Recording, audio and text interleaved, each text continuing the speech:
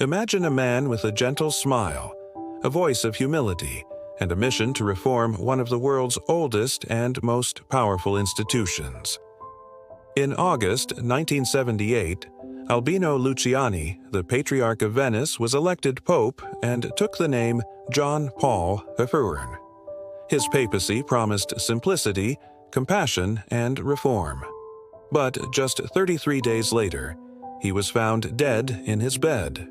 No prior warnings, no proper investigation, just silence and shadows.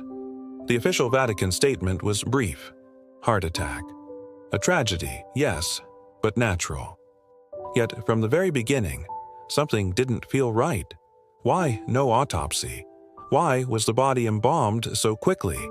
Why did the church change its story about who found the body, from a nun to a priest? Why did key details seem to shift?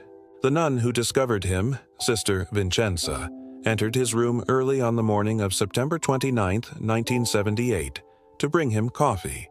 She found him seated, glasses still on, papers in his hand. Dead. Later, the story was corrected to say he had been found by his secretary.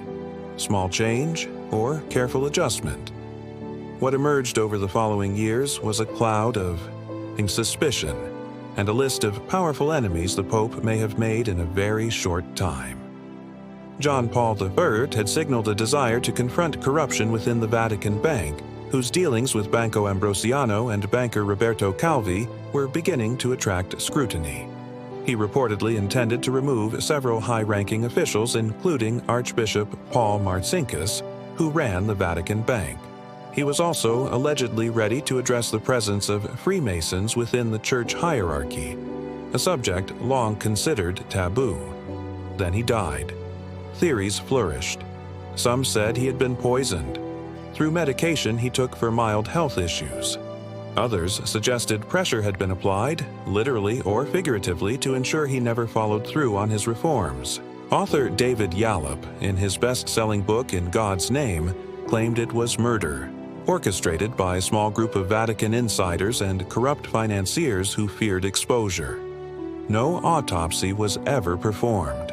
Vatican law didn't require it. But in the case of the sudden death of a world leader, especially one surrounded by controversy, this omission only added fuel to the fire. Some officials claimed it would have violated church traditions. Others believed the truth had to be preserved at all costs, whatever that truth was. Meanwhile, those who reject the conspiracy theories argue that John Paul I had pre-existing health issues.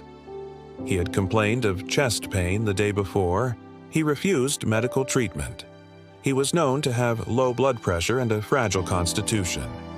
Vatican archivists and medical experts later insisted it was a straightforward case of sudden cardiac arrest.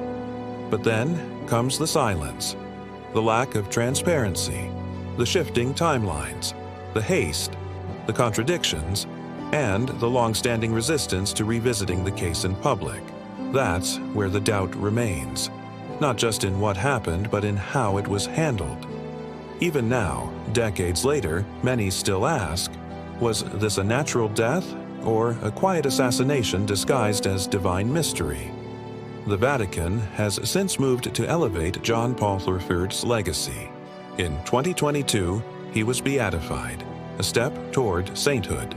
Official accounts focus on his virtue, his brief but luminous pontificate, and his devotion to the poor. But for many, the questions have not disappeared. They've only deepened. If you're reading this and feel the weight of unanswered history, pause. Ask yourself, should a man who tried to confront corruption and promote truth be remembered with silence or with clarity? Share this story. Let it breathe. Ask questions. Because sometimes, even in the holiest of places, truth dies quietly, unless someone dares to speak it aloud.